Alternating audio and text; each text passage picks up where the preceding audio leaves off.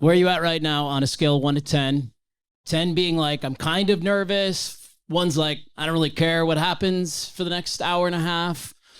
Just what's a number right there, Steve? Where are you? For me, I'm going to say I'm about 7 on a nervous scale. So you're a little nervous. A little, well, only because I'm a perfectionist and I want to, you get up to plate, you want to hit a home run. And so I'm kind of like on that level. So what is he nervous about? What are we collectively nervous about? We are here for the first rendition of the MTN podcast, which stands for Move the Needle. Move the Needle. Alex loves it. We're going to sit down with Alex in just a couple of minutes here. We are actually recording this episode live from Vero Pizza, which is hands down my favorite pizza joint here in the whole Ahwatukee area. Absolutely. And not just because we're in the restaurant, I'm saying that, right? Like I say that to my friends. I just watched the Stanley Cup here the other night. And so, yeah, So we're here all the time.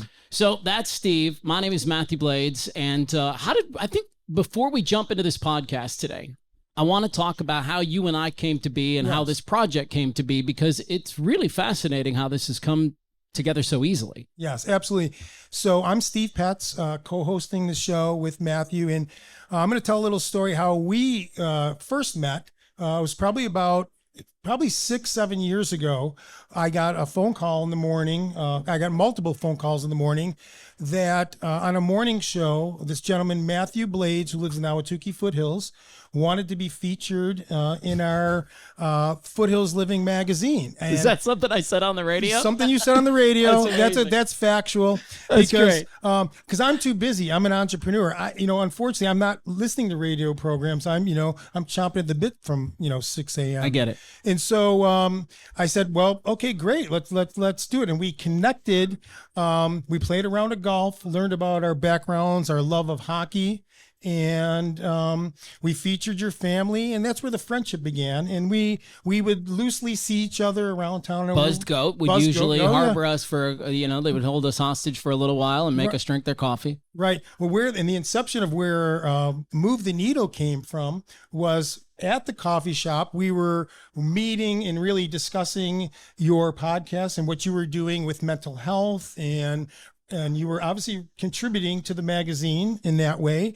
And I think it just really evolved. I was trying to think of that today. Really where the conversation evolved is where media is going to this digital media from print, traditional print, and we were on doing social media. But really the idea of bringing a live community podcast with people on in the community, being able to feature people of impact, of all sorts. I think we just kind of started spinning the wheels from there, and here we are today. So. Well, and it's thanks to people like Amy Richardson from Savvy Realty, our presenting sponsor for this particular podcast. She's here today. And then, of course, Keystone Montessori has said they're going to support our project. And so what the heck is this? What are we here to do? Today, specifically, we're going to sit down with 3 separate guests in our community. We're going to talk to Brooke Boone in just a little while. She's got a brand new endeavor that I think is going to be super interesting, and she will be our Move the Needle featured interview on this particular podcast. After we get to Alex here, we're going to sit down with Jim. Now, how do you know Jim? Jim Prueter, another community magazine contact. Jim, probably closer to 10 years ago, reached out to me and told me about his background in automotive with AAA and Costco, and it was interestingly enough, he wanted to contribute to the magazine, so we met for coffee. Mm-hmm. And so you do this with everybody. I'm not very special. Well, Here I was thinking I had the inside, and I'm just I'm just a number. It's kind of my it's kind of my go-to. But anyways, Jim, settle down, Alex. You're just a number 2. Yeah, I did. Right? I figured that out. I had pizza with Alex. I didn't go for coffee. Whoa. Yeah. So, but with Jim, I will say this: at the first meeting, there is no lie. Remember that meeting? I was so envious. He was telling me that his whole life, he basically test drove cars, wrote about them, took pictures, and was on TV talking about them. It sounds like a dream come true. I mean, and then he tells me during that first conversation that he was going to retire. And this is no lie.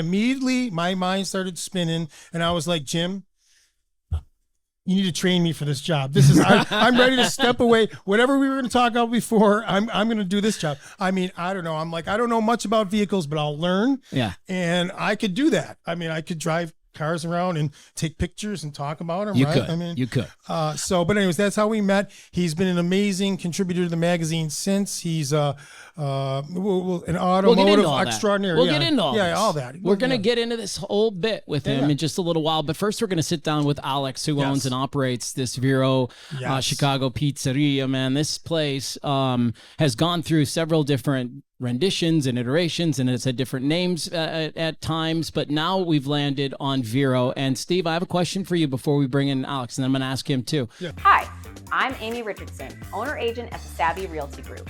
How long will your Ahwatukee home be on the market? In a hot market, and I don't mean the heat of our summers, where there's limited inventory, meaning there are more buyers than homes to purchase, you can actually expect your home to sell in just a few days. Although, I highly recommend for allowing the home to have the proper marketing time so you can get the most amount of offers with the very best terms. Hello, I'm Laura Hertzler, head of school here at Keystone Montessori, nestled in the Ahwatukee foothills. We are celebrating over 25 years of serving the community with authentic Montessori education. Our community at Keystone is home to 12 classrooms serving children from 15 months to 15 years old. We take great pride in each of our Montessori environments that support our students at each stage of their development. Keystone Montessori was founded in 1995 to inspire in children a passion for a lifelong love of learning in an environment which nurtures independence, creativity, confidence, and acceptance, while developing a sense of responsibility for self and community based on the principles and philosophy of Dr. Maria Montessori. Please call us today for more information. We would be happy to welcome you to the Keystone family.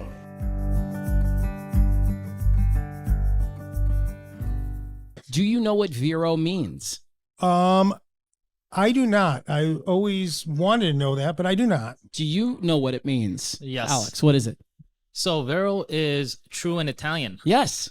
Correct. True or correct. Or correct. That's yeah. it. So it's So this is the true pizza. This is the correct true pizza. Chicago style pizza. Okay. That's how it goes. Yeah. Alex, how That's are why you, we man? love it so much then. How are you, pal? Welcome to the show. Doing great. Thank you, Matthew. Steve, it's a Thank pleasure you. to be on. You could say that this guy has the dream job too, because you think about it when we're kids, like what do we want to do when we get older? And it's like, you know, if you grow up and you're into cars, like test driving cars would be the dream come true. Sure. What's the number one food group of everybody on earth? It's tacos and it's pizza, bro. It's pizza then tacos. And you're in the pizza business. Yes. So how did you get here? How did you get into the pizza business, dude? What were you up to? So I've been working at restaurants ever since I was 15 and a half. That's it. Okay. You know, restaurants is something I've done pretty much my whole life. You know, I've never really deviated from doing anything else but the restaurant business. In 2013, Joe Scarnato came from Chicago down Was he to in the Queen mafia? Creek. I don't know about that. I just know he knows how to make say pizza. a word. Don't say anything, Alex. I just Please. wonder. I always wonder. Please. This is our first podcast. True, We don't true wanna Italian, so we it don't want to could get go either anybody way. in trouble. Please. So yeah, so I started working with him when he first opened his restaurant in Queen Creek in 2013, and through there I kind of got immersed into the restaurant business, just watching how popular this, you know, Chicago style pizza was in a small town where you had cowboys that were coming in there to eat Chicago style pizza. Was one of the craziest, or one of the, you know, most impressive moments I've seen. People driving all the way from, you know, Tucson, Yuma, just to try the pizza, to me was mind blowing. You know, I never really thought it was possible to have such a great product, such a not fresh tasting pizza, until I had, you know, Chicago style pizza. It's different. It's on a different level. What is the true or correct way to eat a pizza for you, Steve? So what for do you me, think? you know, I'm a back east guy. I fold the pizza. I'm You New fold York the side pizza? folder. I'm a folder, which can be done here. It's a little harder with that thick crust. Yeah, the Yeah, thick crust yeah. you cannot, but the thin crust you can fold a bit. But that's really not the style of it. What about toppings? Pardon me? What about your toppings? I'm a go-to pep guy. Really? Cheese pepperoni. You're still 8 years old. Still 8 years old. I eat at the kid table, and if there's no pepperoni, I will eat the cheese. I'll let you eat your mushroom there all by yourself. Yeah. Listen, that's fine. We're gonna be talking about mushrooms today on this podcast, true, actually. So, true. okay, how do you like your pizza? What's your go-to? I mean, you work here. Do you still eat it? Yeah, I eat it. When I first started eating it, I was eating it practically every day. Now I've cut back a little bit because it's not that healthy for you. But my to-go is, Are you actually going to say that? I mean, come on. I gained like 20 pounds eating it every day. Steve. Okay, just don't eat it every day. Yeah, that's the message. Pizza's a moderation food. Yeah, don't eat it every day. I know it's really good, and I ate it every day for a couple months till I realized what I was doing. What was the topping? Pepperoni, peppercini. Oh, really? Yes. Okay. It is just such a different combination, but it's not too spicy. The pepperoni flavor with that combination is just, I don't know how to describe it. I could do that. Yeah, I could do that. That sounds like I like the spice. Yeah, and it's not super spicy with the banana peppers, but it's still good. Crispy, yes. It just gives it that right amount. I can do that. What about like crust? Are you thick? Are you thin? I like the butter crust more than the thin crust. But currently, the cauliflower crust has been it for me. Yeah. Cauliflower crust? Yeah, I changed. Oh my God, over I'm so happy to hear you say that. Cauliflower crust has been it for me lately. Have you tried it, Steve? No, I haven't tried it. What is cauliflower crust? What do you think it is, Steve? I mean, what do you think it is? roll cauliflower out? I mean, you boil cauliflower, roll it out like the dough? I mean, I'm serious. You just roll it out like the dough? Is it? Yeah, it's pretty much just a cauliflower crust with a few extra added ingredients like cheese and they're mixed together to give it that shape to hold it together, and it's got a crispy bottom, so it's so crispy. That's the best part. It's a little crunchy, and that's what I love. Have you guys had the cauliflower crust pizza, by the way? The folks that are with it, yeah, it's so good. See that? And this place specifically makes an incredible version of it. Well, I'm looking forward to trying some. Yeah, I mean, you've never had it? Never had the cauliflower crust. It's so much. You might know. Is it from like a caloric standpoint? It's like way better than the regular pizza, no? Yeah, I mean, overall, because it is filling at the same time, but it doesn't give you all that extra carbs that come along with the regular dough, It's very lean towards you, so So in a good way, you could have more slices? Is that what you're saying? You can eat more? I eat the whole 10. I eat the whole thing, dude. Now we're on to something. Cauliflower crust equals you could eat more pizza without feeling guilty. You can eat more of the good foods. Let's order give me the cauliflower crust. You the can whole thing. A whole 10-inch thing. I want cauliflower crust, not cauliflower ear. Yeah. Got it? Yes. That's how I roll. Yeah. Dude, I want to ask you about, running a business, specifically a restaurant business. It feels to me, and I could be wrong about this, but it feels to me like the hiring process is getting hard. Everywhere I look, it's like help wanted.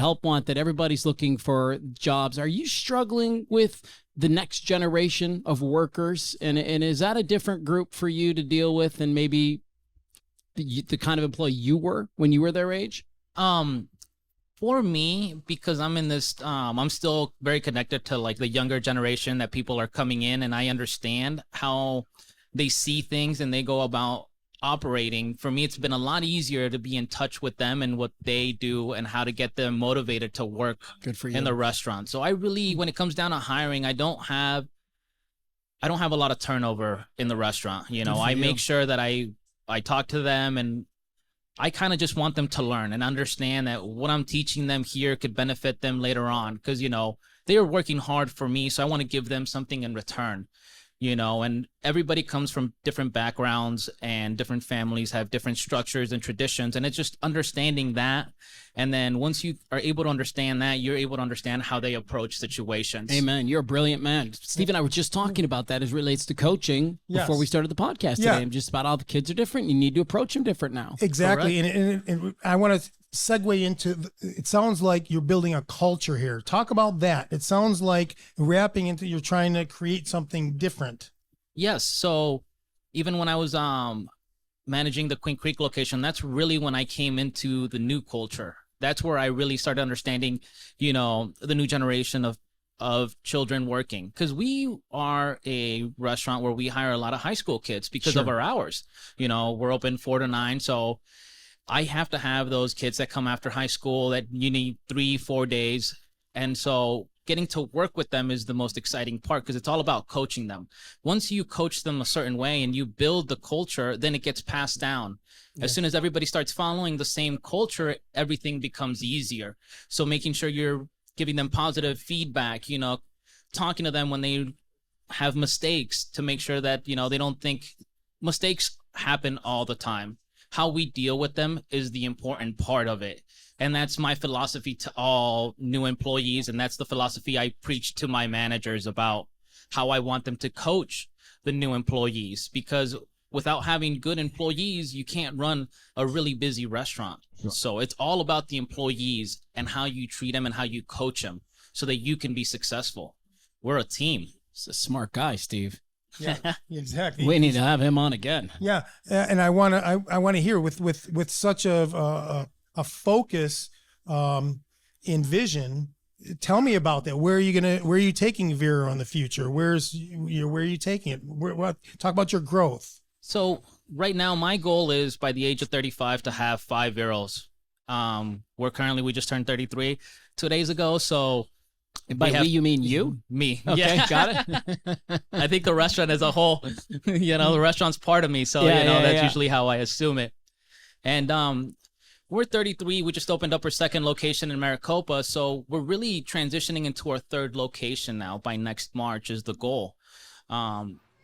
With what I've learned in Maricopa and just the structure of opening a new location has really helped me improve on how I'm going to take the third location and how I'm going to improve on it, how it could be a little smoother, because a lot of theories, you messed up a few things and you learn from them, right? You think about everything's going to work out like this, and you just assume a lot of your plans are going to fall in place with no errors.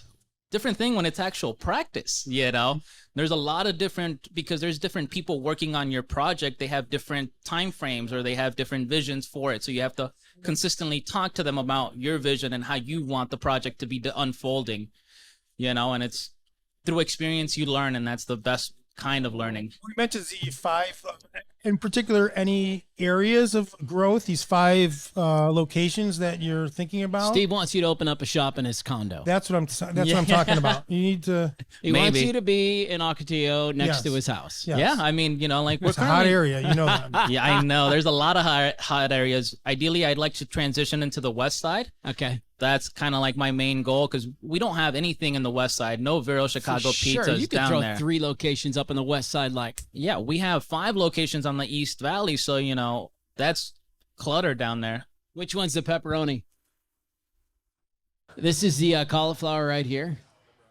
Yep, pepperoni. All right, let's give it a shot, and then we're gonna wrap up with Alex today. We're gonna bring in Jim, and then we're gonna hang. I want everybody to keep on paying attention, because Brooke Boone is gonna be our Move the Needle guest today. Okay, here we go. And this is Steve trying the cauliflower crust for the very first time. Wow. What are you examining it? Yeah.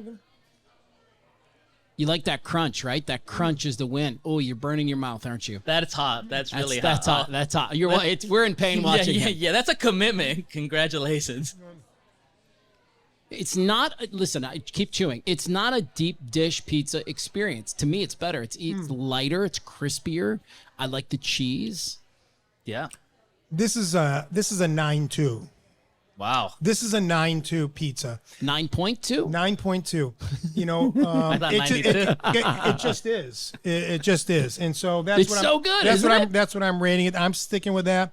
Listen, I'm 100%er. I know what I'm talking about.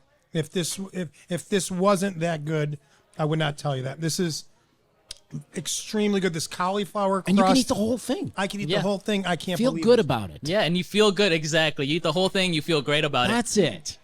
I tried eating a whole 10 deep dish, and you do not feel good.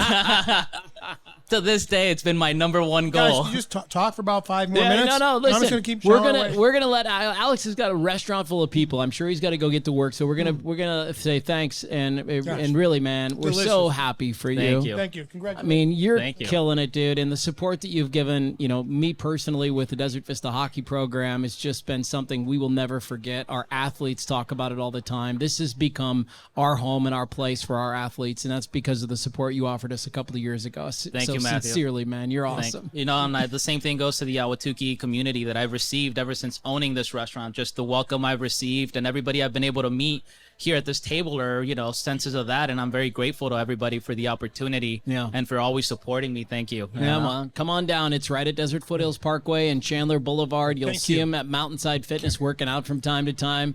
Anytime someone tells me they sold their home in just one day, I always kind of shake my head because I know that probably means they left money on the table.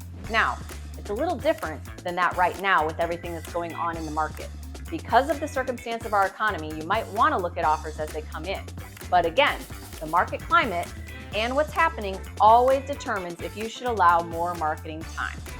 If there are more homes on the market than buyers, then you can expect a longer time for the home to actually sell. We can discuss the timing and how quickly we think your home will sell when we meet with you personally. All right, let's bring Jim up here into this conversation because you are... he's just grabbing a bite. That's fine. Bring a bite. Bring it up. This is, I mean, we can't be at a pizza place and not have, a little bite to eat. So, okay, back to Jim. When did you meet him for the first time? Okay, so Jim, about 10 years ago, contacted me, and he told me a story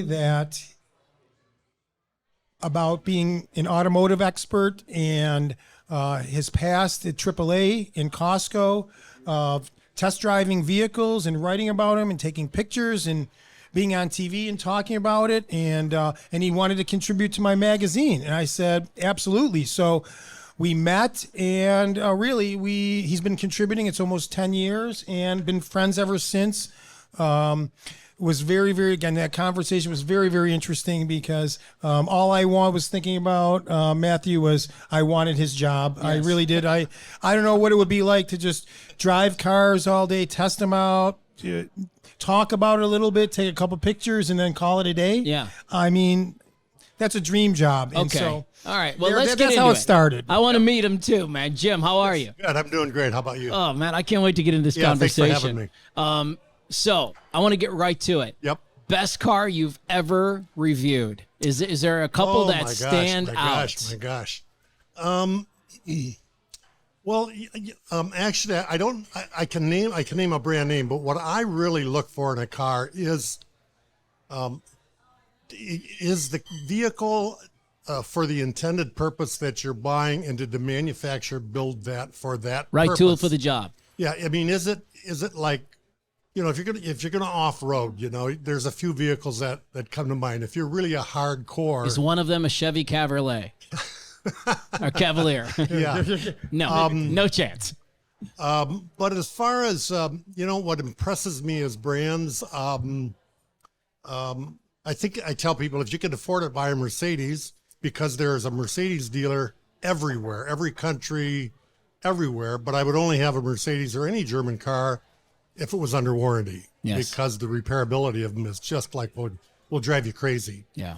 But I like what a lot of the manufacturers are doing, and of course, foreign competition and the market's kind of switched around back and forth now. People thought they wanted electric vehicles. Now they're not quite so sure they want electric vehicles, but that doesn't directly answer your question. There are a few that I think have hit home runs lately. Ford came out with a little pickup called the Maverick.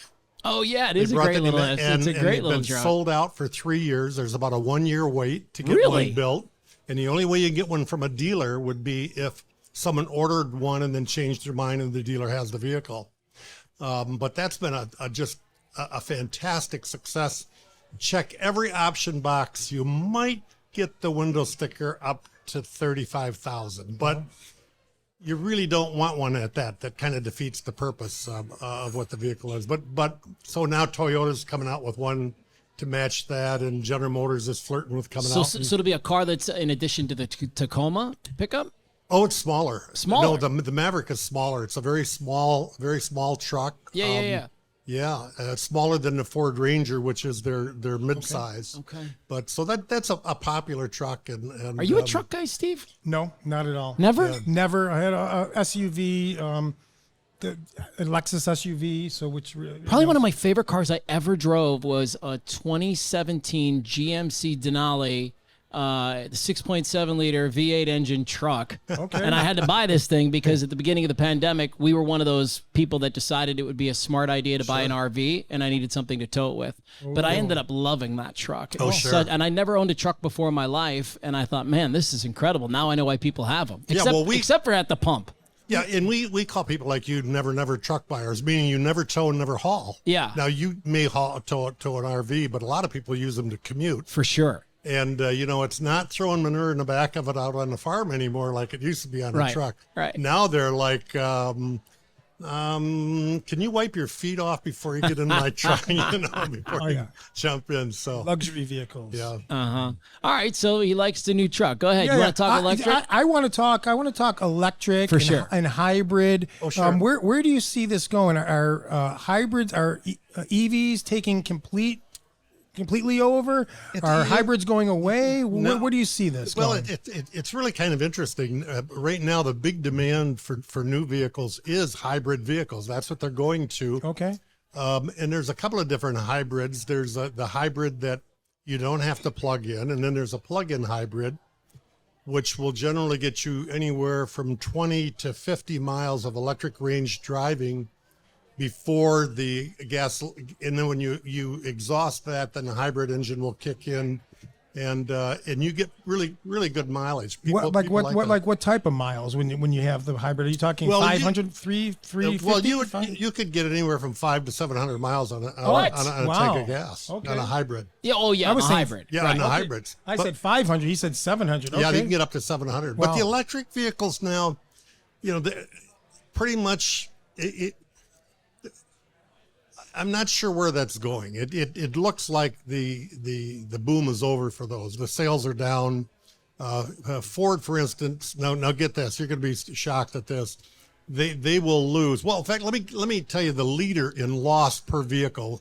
There's a company called Lucid, and Lucid is built in just down the road here in Casa Grande. Right. It's a stock company. They lose $500,000 on every Lucid vehicle they sell.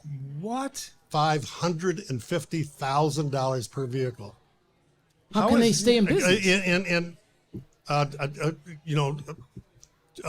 Check me out on that. You'll find that I'm right. That's incredible. Ford loses over $100,000 per electric vehicle. And now they say that cost is coming down, and eventually when they get critical mass, that will change. But sales are tanking big time on electric vehicles, mainly because 46% of people that have bought electric vehicles, guess what? Said we won't buy another one. Okay. Really? Yeah. Wow, that's and a lot of it just has to do with the initial cost and the care and feeding of one. I mean, it takes work. You just can't pull in and in 10 minutes, you're in the gas station, you get a cup of coffee and your car's full and you leave. And we also know that with the electric stations, to recharge, about a third of them aren't working at any one given time. So you can pull in and no, that's a study out of University of Michigan. And so imagine if a third of gas stations had no gas. Yes. People would be. What I mean by that is you could go in and there could be 4 charging stations and only 2 will be working.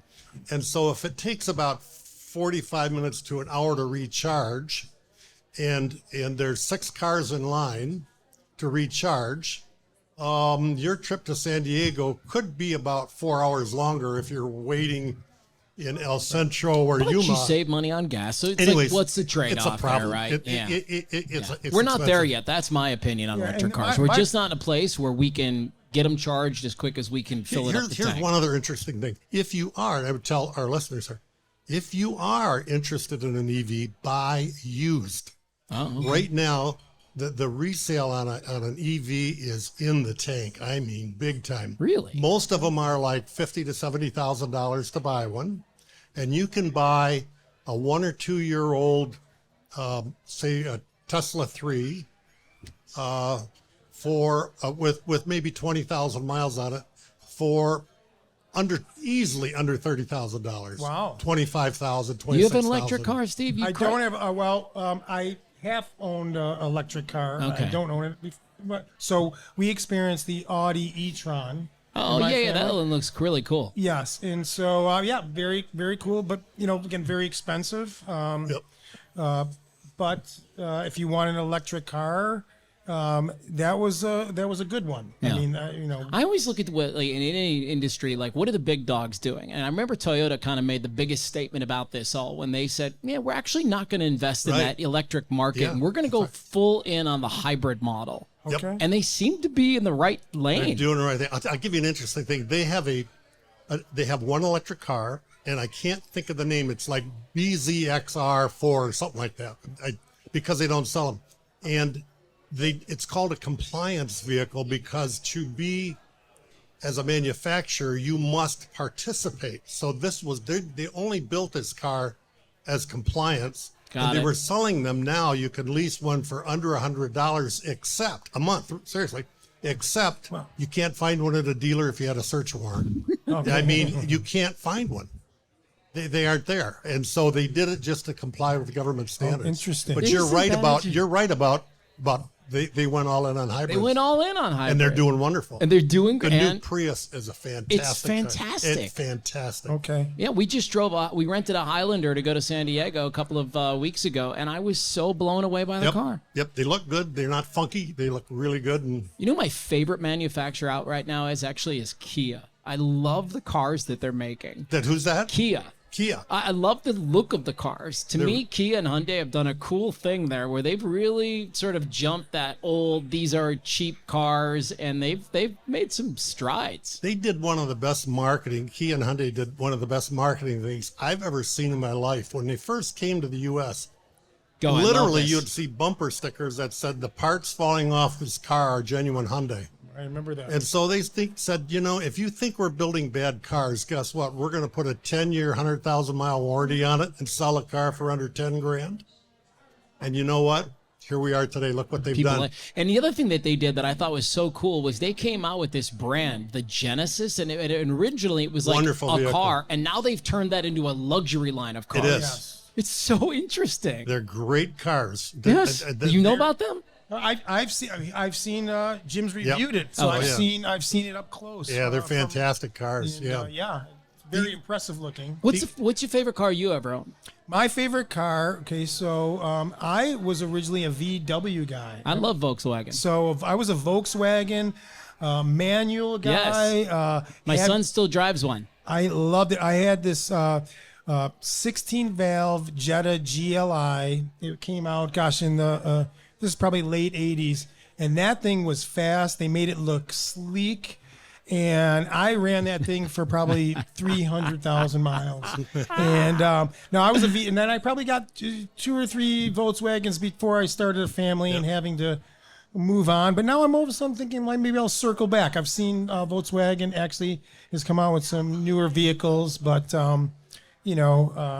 I drive a Tiguan right now. Okay, there you It's go. great. So you're a VW guy. It's great. I got the R-Line series, which is a little bit of an upgrade, and I'm super happy with it. Yep. No, I thought I was going to be a VW guy forever. That's how it goes in the beginning. But don't you have like an Acura now or a Lexus? What do you drive? A Lexus. Well, it's a nice car. Yeah. And so I think it was mostly graduating when you have a family. I don't really know what it was, but I love buzzing around with that stick shift. Well, you may get a new one because VW just came out with. They brought the van back. It's so cool. The van? So it's called the Buzz, the ID Buzz, and it's all electric. But it's what that old microbus, Volkswagen microbus. If they didn't stop building it, it's what it would look like today. So it's kind of a retro look. And I think they're going to do really pretty well with it. Wow. Yeah, it's really pretty cool. So cool. And they're taking orders for them now. Yeah, I got a question. Now, we're talking about EVs. We're talking about hybrids. I'm going to throw in a little monkey wrench. Yeah. The new topic are hydrogen vehicles. Okay. Talk a little bit about that. Is this like from Back to the Future? Is this? I mean, that's what I'm saying. Is this pipe dream? What are they talking about? EVs aren't even full out yet, and now they're switching to hydrogen. Talk about that. So here's the deal with hydrogen. First of all, you can only get one in California. You can't get one in any other state. There's a total, since they came out, back with the Mirai, the Toyota Mirai, there's only 3 manufacturers that make them. Honda makes one called the Clarity, which they only would lease. Then there's the Mirai that Toyota had. And then there's a Nexo that Hyundai sold about 600 of them. Only in California. It doesn't sound like a big win. Yeah, that's what I'm saying. So since the inception, there's less than 20,000 hydrogen vehicles on the road in the U.S. But why are they talking about it now? Why would they say that's the future? Is that, I mean, are they just blowing smoke? Are they diverting? I mean, I think it is. Okay. Yeah, the infrastructure is not there. In fact, okay, that's what I was asking, the infrastructure. There's only, I forget, in California, there's only about 100 recharging stations, and Shell just closed theirs. They had like 6 of them. But the interesting thing is, and I'm not gonna get these numbers quite right, but it was like the equivalent of like $3 for a gallon of gas. No, I'm sorry, $5 to $8.50 for equivalent of a gallon of hydrogen to a gallon of gas. But so like European gas prices, right? But since Shell pulled theirs out, now it's up to $36, and it would cost you $180. It would cost you $180 to refill your hydrogen vehicle today. What are we? June 27th, today in California. And if you own a hydrogen vehicle, guess where it is? It's in your garage, because you're not gonna. And then you only get about 240 miles for $180 to refill it. So I swear I didn't know that answer. I mean, I was maybe expecting something else. Yeah, but I think for the people that are interested in that kind of a car, it fills a bucket for them, right? They're looking to be environmentally friendly. Sounds like a small bucket. But you're not wrong, because just this week, in fact, I think it was yesterday, Volkswagen and Honda have partnered for a hydrogen vehicle they're coming out with in California in the very near future. Interesting. So all right, why they're doing that, I have no idea. Okay, that might be a to be continued. Maybe just to be continued. Yeah. We've got a lot with EV and hybrids, and it sounds like hydrogen. They're talking about it. It's not off the table, but. Yeah. Well, Jim, thank you so much for coming on and being with us today, man. Thank you so much. We have to get you back, because there's like so many different. Watch what I'm going to say. So many different places we could drive down with this guy, right? Love that. Yeah. Love that. You've heard every joke in the book, haven't you?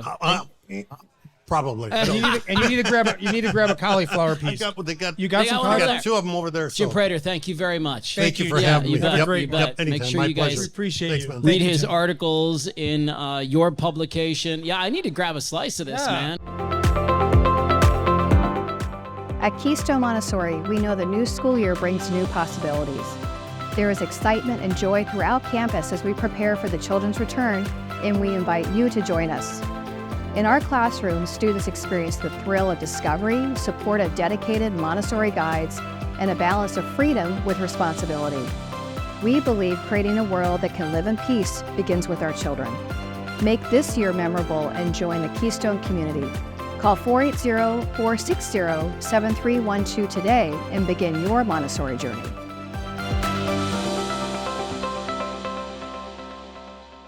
We are on the podcast front now. We're doing our inaugural episode of our Move the Needle podcast here, and we're at Vero Pizza, which is just one of our favorite places in Ahwatukee. And speaking of pizza, watch this segue here. Speaking of pizza, my favorite ingredient on a pizza is a mushroom.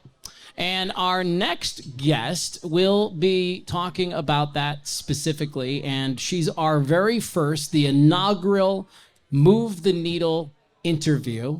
Wow. And she is none other than the owner and operator of Sugar Magnolia. She's also created a little thing called Holy Yoga. Yes. Her name is Brooke Boone, and she joins us today. Hello. Hello. Thank you so much for having me. Oh, we're so happy you're here. Now, Steve, how did you get to know Brooke? So, truthfully, it was on a mushroom trip. No. I was inquisitive about the Holy Yoga. I had no idea she was connected to it. I had heard about it, I'm a yogi. And I found out it was Brooke Boone, and coincidentally, Brooke Boone's daughter and my daughter were friends. So there became like a family friendship. Do your daughters dance? Or how do they know each other? My daughter does not dance, but my other daughter, which is Annalise, Yes, it does. They're like they're like sisters. They really Our are. daughters. Now, how long have you been in the Ahwatukee community, Brooke? Forever, like for the last 24 years. Really? Yeah. Where were you before that? Tucson. Okay. Born and raised there. So Don't is hold it against me. Yeah, I though. won't. Is it an upgrade? I mean, is Tucson to Phoenix an upgrade in people's What do you minds? think? I hope so. I don't think for everybody it is, but for some it certainly For could me be. it is. Yeah. How about we start talking about Sugar Magnolia? Okay. Because you're here to talk about psilocybin, friends. If you haven't made the connection yet on what I've been talking about, we're not here to talk about white button or crimini or portobello or oyster mushrooms here today. No. We're here to talk about psilocybin, and that's something that you have developed and started to sell at a microdose level with your company, Sugar Magnolia. So tell us about how this came to be.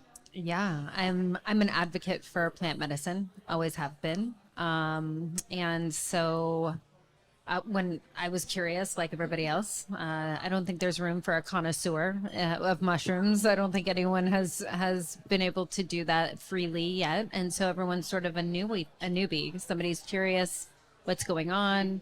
I hear about it. I understand the therapeutic research around it, but how does it actually work? And if I'm afraid of it, how do I engage with it? How do I be curious? How do I try it?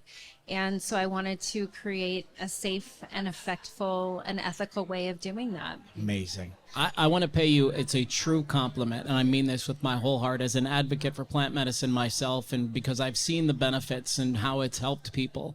What I love is when people just like you come to the forefront and start speaking about it, because there's a lot of people that are just kind of afraid of it and they don't know much about it, but you kind of ran right through that fear. And I think that's what's so cool about you is that you got a little spooked out and you said, let me just go right through that and see what it is. And on the other side, there's so many great things that you've probably been exposed to.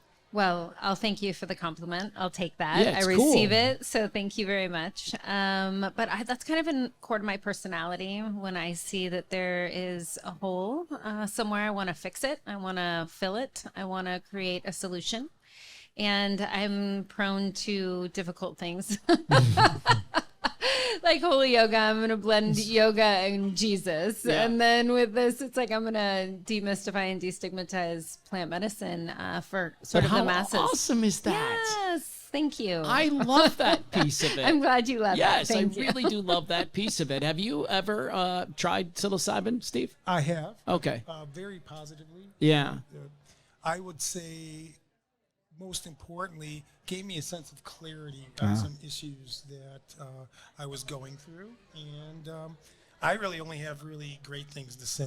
I've had very positive experiences with it. Yeah. So, And it should be noted that Sugar Magnolia has, if I'm not mistaken, there's 3 separate products that you offer. There's like a gummy, there's a tablet, kind of a capsule. A capsule. And then there's these chocolates that you make. Yes. But you're doing everything at a microdose level. And so there's a few things we need to break down for our community. Great. Number one, why microdosing, and what are the benefits of that? And then I'm going to layer another question on there, which is like, who should be using this? Because I'm clear about plant medicine. It's not for everybody.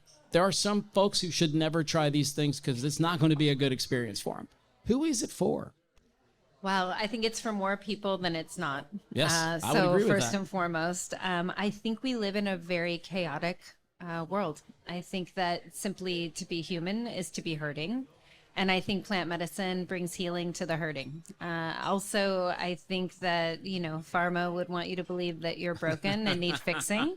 I'm not going to call that out. We don't have to have that conversation, but I feel that plant medicine is for as many people, if not more, than pharma is. So I think our opportunity is great. I think the opportunity for effectful help is great, or else I wouldn't be doing this. Yeah. There is risk, obviously, associated with it, but I think the opportunity far outweighs the risk. I agree. yes. Yeah, I want to talk about the journey and evolution that people go through during a regimen. Talk about that. I mean, I'm sure it's different between people, but maybe you could so share a little bit about that. The way that back to the question about microdosing, why microdosing? Because we don't need massive doses of psilocybin to be effectful. And so I think of two things when I think of plant medicine. How ethically is it sourced? Yes. And how effective is it? Okay. How predictable is the effect of it? So with microdosing, you're in charge. And so for people that don't know anything about it, or there's a stigma around it, nobody wants the walls to melt. Nobody wants to trip. Nobody wants to feel as though they're falling down the rabbit hole. I mean, maybe they do. And here's the truth about sugar. You don't want that. No, but I said nobody. Yeah, I can't say that. You're right. But if you want more, then you can always take more. And so you're in control with a microdose. Many of our people, they love a mini dose or a smaller hero dose, so they're able to be in control of what that looks like for them. Also, the predictability of sugar.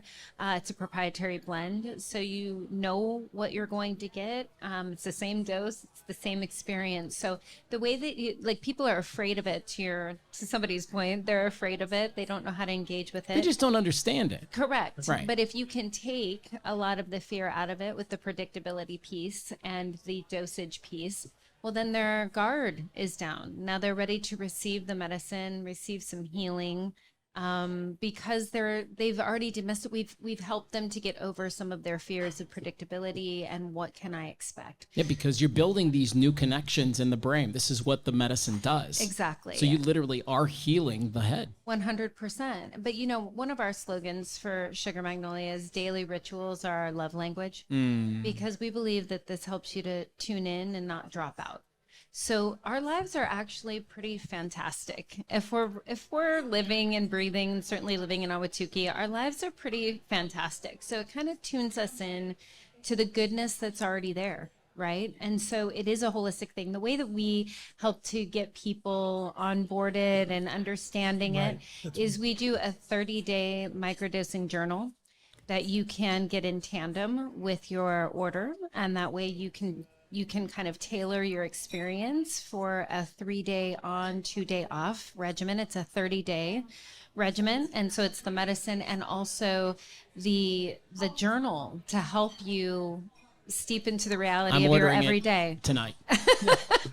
I'm wondering if you could share some of the profound positive effects on one of your subjects. Let's talk about something live that you've experienced. Yeah, I mean, I'll just say for me, because this is my encouragement to everybody, because nobody can make claims about plant medicine, to your point earlier. It's not for everybody, but those who it's for should be sharing their testimonies of what it has done for them. So I'll share mine. Sure. I don't use mushrooms regularly. I like a protocol. I like a What about regimen. on your pizza?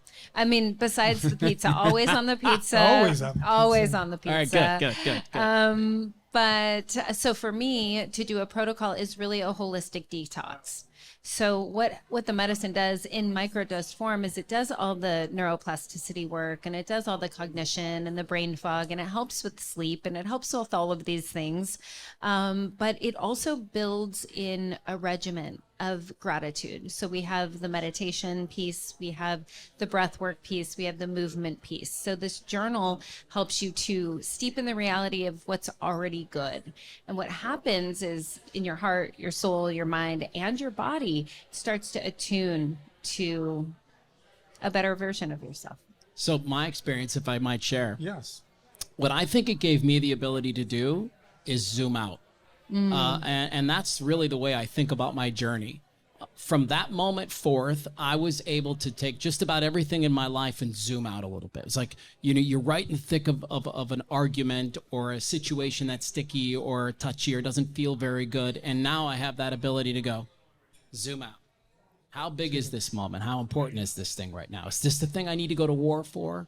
That's right. Or can I just take a step back? When I'm with my children, zoom out. I've got 2 summers left with my oldest son.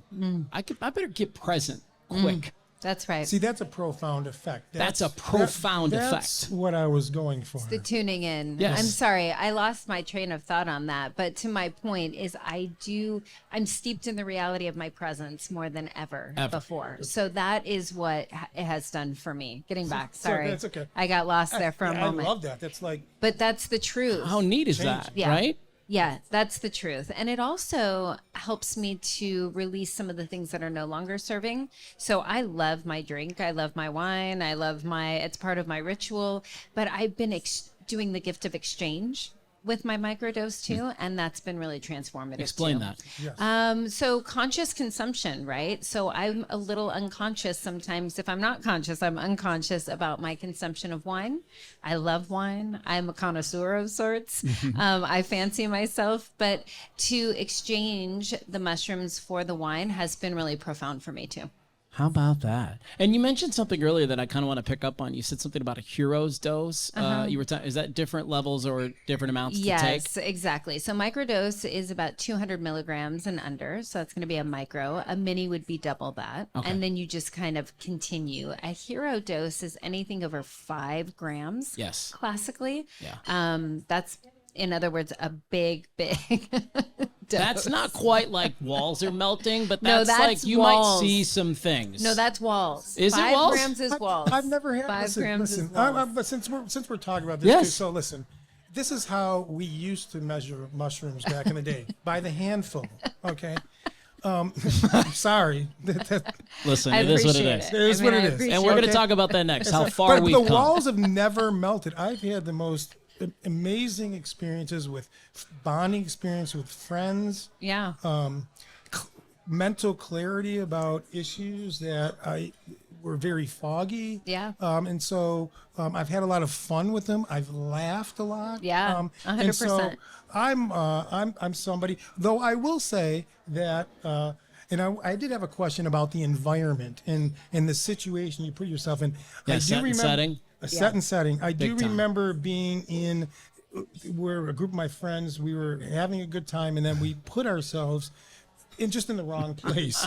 And I think we had to get the cabs to get us out of there. Oh, I yeah. don't remember, but it was almost like the walls were melting in that Yeah, situation. But And besides, let's be clear, the walls melting is a good thing. It's I mean, fine. like let's be clear. It's fine. Like, it's fine. Depends. I could set remember and setting. one of my best friends to this day, my college best friends. We must have walked. I can't tell you how far we walked one night. It was 6 hours of walking back and forth to campus to our apartment, laughing and talking. I mean, we must have walked like 12 miles. Yeah. Yeah. So, and we still talk about that this day. So I think there's some really cool 100%. experiences. But at its core, that experience connected you guys. Absolutely. That's right. We're best friends. That's what it did. Well, It that's what the medicine does. Yeah, deepen that relationship. Healing, yes, and it deepens our relationship with ourselves. That's what it does. It says, okay, I'm more than just my body. My emotions are informing my spirituality, what I believe is informing, my intellect is informing, my environment is informing, all of these things are informing. And so it will tune you in to the truest nature of yourself, and it will enable that connection with others. That's And what it does. The reason that, to bring this all home, the reason that that's so important is because when you feel good about yourself, you show up differently That's to right. everything in your life. That's right. Absolutely.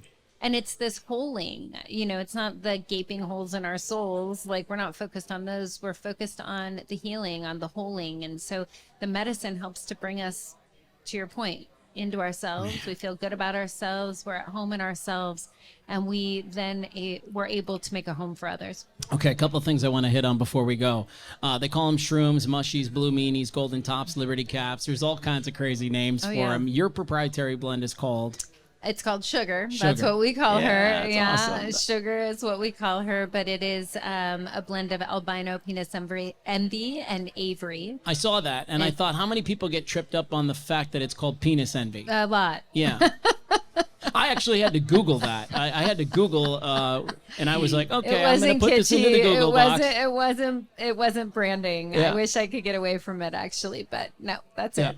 Do you call it like PE for short or something like that? Yeah, everyone does, but I just thought we should just come right out. Yeah. Somebody tried to trip me up on that not too long ago. They were like, what kind of psilocybin have you taken? And they mentioned that, and I said, I've never heard of that. But I do you can suffer say from yes. it. I don't yeah, know. I did learn something from it. I looked it up and she, like you did, and she was correct. What I do want to talk about is kind of like how far we've come, because that's worth talking about. Yeah, you know, absolutely. we're watching the decriminalization right now and the legalization of cannabis and across the country, and slowly but surely, you know, it started with Colorado and then a few others, and now with psilocybin, it's kind of started in Oregon, and there's a few different cities in Colorado where they've decriminalized it as well. There's a handful of states that are really trying to make it something that, you know, people can get access to. But what's interesting is that buying it online is legal, except in, and if my information is correct, except for Georgia, Idaho, and California. You can't order it online there, according to this article. No? No, I'm not exactly sure. Here's the truth. The legal landscape changes so quickly. Of course. It's so hard for me to keep up on. I'm not exactly sure. Here's what I know is that it is federally illegal. Right. And there are a number of places where it's decriminalized. Decriminalized simply means nobody's pressing you. Right. You can operate, you can consume, you can sell, you can, whatever in these decriminalized areas, nobody's going to come knocking. Now, federally, that is the case. Shipping, it becomes very difficult, obviously, but if you're interested, you can visit us online at Where? Bring it. sugarmagnoliamushrooms.com, where you can learn a little bit more ordering about tonight. SugarMagnoliaMushrooms.com. that. Okay. There it I'm is. ordering it tonight. Yeah. I love what you're doing. Yeah, Thank you. And my last question, real quick before we go, where do you see, what's exciting about the future? What do you see? Where do you see this going? I mean, we're here today, where are we going next year and beyond? So I feel like I can only speak for Sugar Magnolia. I feel like the opportunity, as I discussed earlier, is great. I think we have a real value proposition in the brand that translates to people. I think people will be transformed by using the product. And so I'm very excited about that. Now, would I like immense growth? Of course, that's what I would love. But I think we'll go with the trends. We'll go with the legalization, but we're on the forefront and I intend to be right Stay up there. Right. Yeah, that's right. No, then that's cool, right? Like, let's get our reps right now. Let's learn a little bit. Yes. I mean, it has been around a long time, but we haven't studied it as close as we Correct. are now. And so I'm okay with the fact that it takes a hot sec and we get there, you know, When we get in there. due time. Yeah. Yeah. As we get there. We will arrive when it's our time. That's right. Right? And the price point on all of the stuff that you're selling is, to me, incredibly fair. It's what I would pay for vitamins. So Yes. it feels like a very doable part of my regimen. Yes. Well, we're going to get you on the regimen. Which and ones? I What just do cannot I wait. do? I don't really want the edibles because they don't do well with my tummy. Yeah. But chocolate or capsules? Chocolate, it depends how you like. The chocolate's so delicious. So I'm going to always plug the chocolate because it's delicious. Does it release different? Nope. Does it? No. I mean, it's the same dose. You're going to get it a little bit faster. You're going to feel it because it goes under your tongue sublingual. So you're going to feel that a little bit faster, but it's the same dose. Okay. Tested both of them. Both of them were delicious. You chewed the capsule. No, The the gummy. the gummy.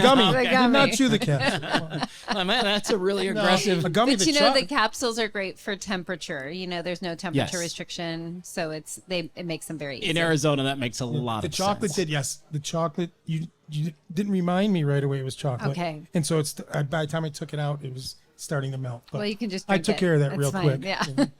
All right. Well, listen, thank you so much for Thank being you a so part of much our for having me. podcast. Congratulations. Our very first Move the Needle Yes. interview with Yes, Brooke it is. Boone. Thank you. Brooke. Thank you Amazing. so much. So cool. Great to be here. Yeah. Thank you. We wish Thank you you the very best with everything Thank too. you, thank And Yeah, go have some mushrooms. There's some on Yeah. that Yes, pizza great. over there. They're just absolutely delicious. Well, Steve, that's it from Yes. us, man. I think that's episode 1 in the books. How are you feeling? I thought it was fun. I thought it was a lot of fun. It was what I expected.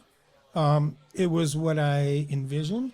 And I think we're going to have a lot of fun with this. We have a couple episodes lined up Yes. in the future. One in July right now in Chandler. Yep. And then we're coming back here in the foothills in August. Cool. And so we've got the similar type of guests, and I think we could have a lot of fun with this. I really do. It seemed like people enjoyed it. Yes. Once we got the volume turned up a little bit, they heard us a little bit better. Yeah. Well, the restaurant is totally full of people right now, and so I think it added a lot to it. I love it. I thought you did an amazing job. Thank you. You too, man. It was a pleasure. It was pleasure fun. to work with. It was fun. Just an absolute, professional. I've been thank here you so before. much. I've been here before, man. I could tell. And I have not. So You thank did great, though, thank man. you. I appreciate the kind words. Yeah, we'll say thanks to Alex from Vero Pizza for Alex, hosting us tonight. amazing host. And again, Amy Richardson. Yes, I was the just going to Savvy give her the Realty big Group. plug. Yes. Absolutely. And Keystone Montessori have gotten on board, and we've got many more coming on board to watch our local sponsors. And I was thinking we need to get Amy on the podcast because I want to talk about real estate. Like we should almost have a recurring kind of theme there. We where talked to Amy about that, and she was like, "Yeah, how often?" I'm like, "As often as you want." Yeah, we'll flirt with that idea. Yeah. We'll flirt with that idea. Thanks also to Jim Prueter, and then of course Brooke Boone from Sugar Magnolia